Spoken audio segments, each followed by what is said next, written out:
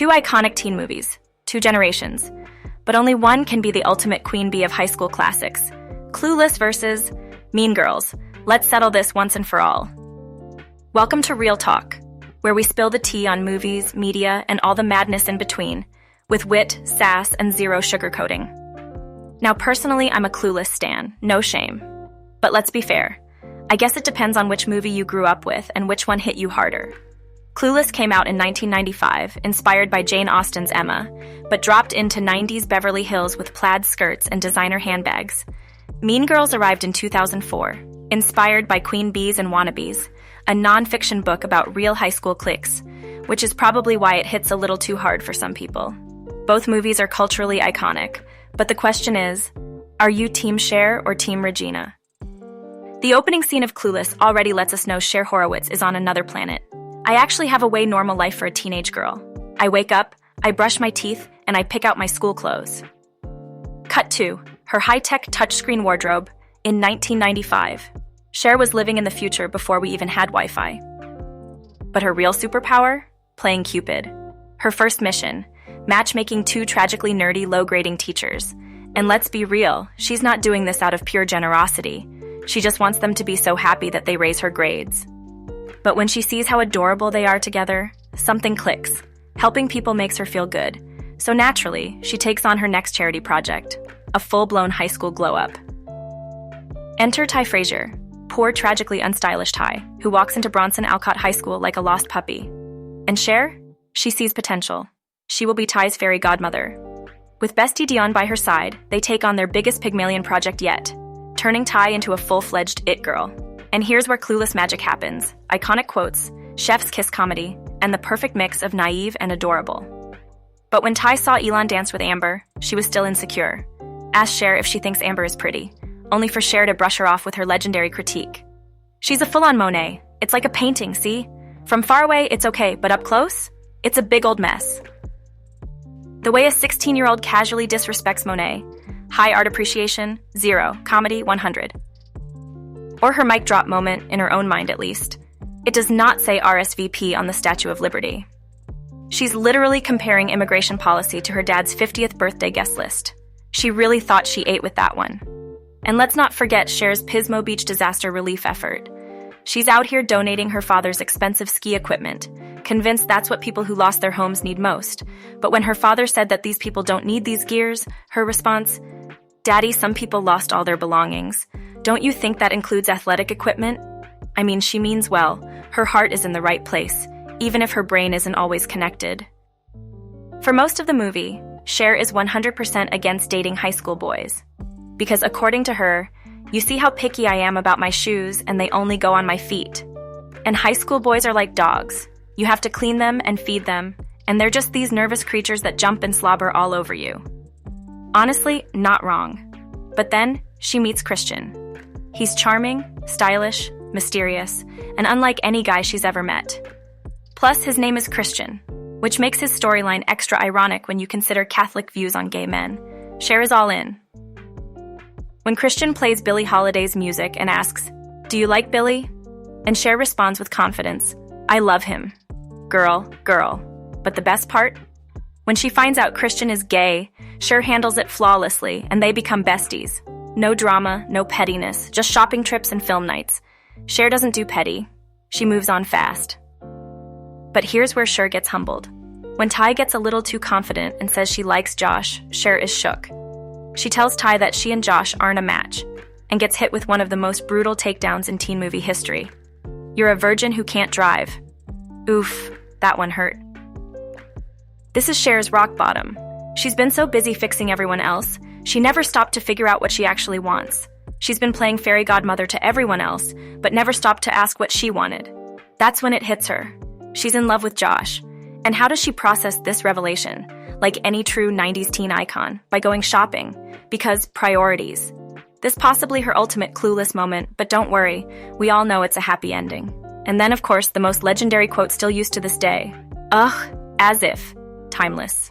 Perfect. No notes. Now let's talk Mean Girls. Inspired by Queen Bees and Wannabes. Non-fiction about real high school cliques. This movie is the purest form of high school warfare. From the burn book to the plastics manipulation, the movie thrives on bitchy hierarchy and social sabotage.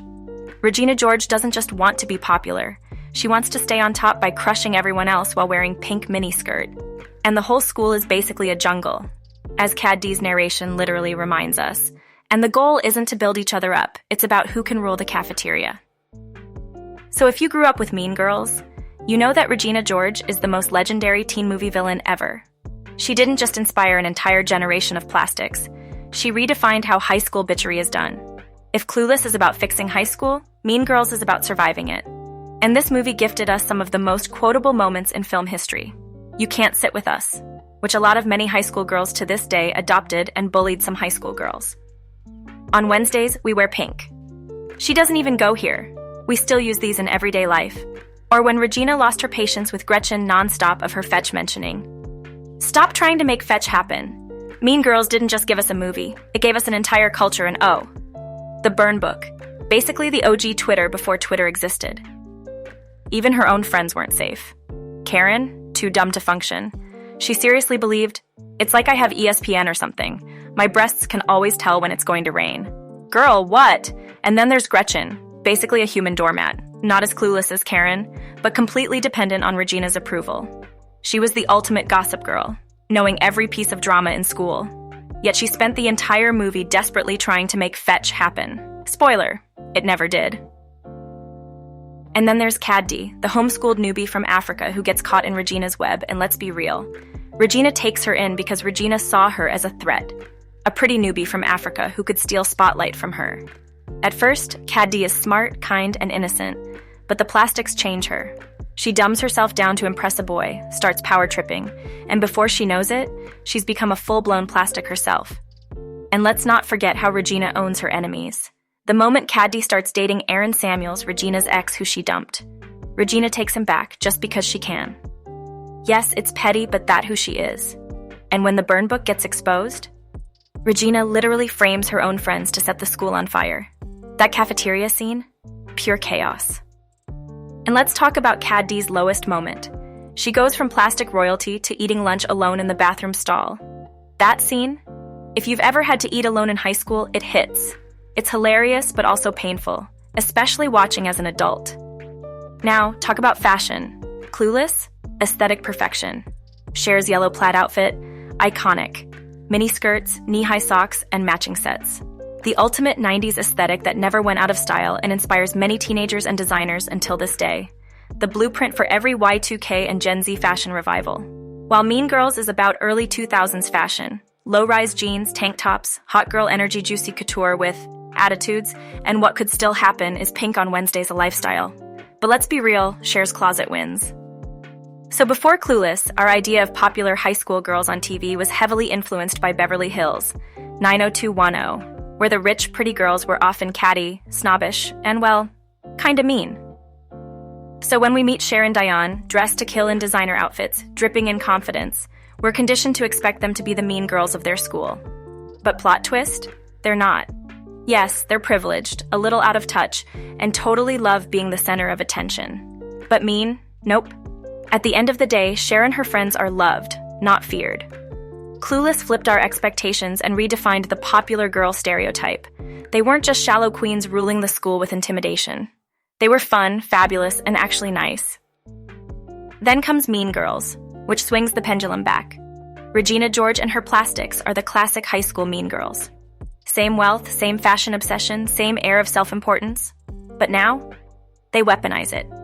They thrive on putting others down, keeping the school in a hierarchy where only they can sit at the top. And unlike Cher, Regina's little acts of kindness, so you agree, you think you're really pretty, are just veiled manipulations. These two movies completely shaped how high school cliques were portrayed in the 2000s and beyond. You can see their influence in later pop culture, most notably in Gossip Girl. Blair Waldorf, dresses like Cher, headbands and all, but she has the icy cunning of Regina George. Serena van der Woodsen looks like Regina, effortless, blonde, magnetic, but deep down she's got Cher's carefree, go-with-the-flow attitude. It's like the two movies merged to create a new breed of high school royalty. So in a way, Clueless and Mean Girls didn't just define their eras. They reshaped how we see the popular girl in teen movies and TV shows for generations to come. So, when it comes to high school royalty, do you prefer your queen bees sweet and stylish or savage and scheming? Are you here for Cher's clueless charm or Regina's ruthless reign? Cast your vote in the comments. And of course, don't forget to like, subscribe, and stick around for more Real Talk, where we break down the movies that made us.